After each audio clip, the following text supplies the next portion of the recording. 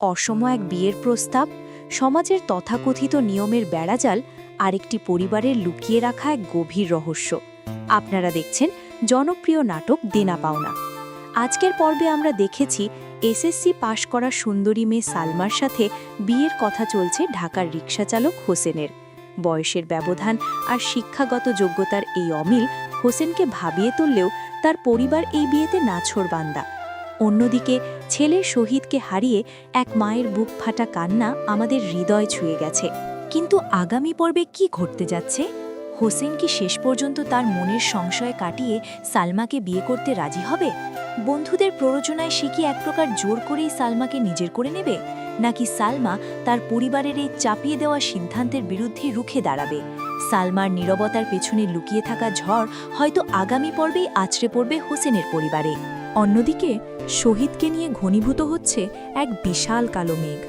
বাবা বলছেন শহীদ মাত্র কয়েক দিনের জন্য বিদেশে গেছে, কিন্তু মায়ের মন কেন মানছে না?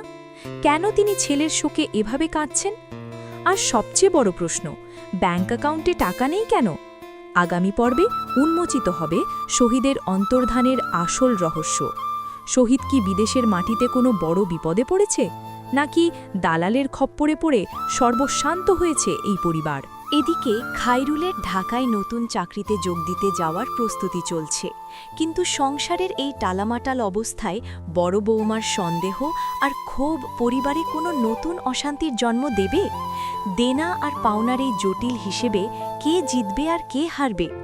সালমার জীবনের স্বপ্নগুলো কি এভাবেই এক রিকশাচালকের ঘরে এসে শেষ হয়ে যাবে, নাকি নিয়তি তাদের জন্য লিখে রেখেছে অন্য কোনো গল্প?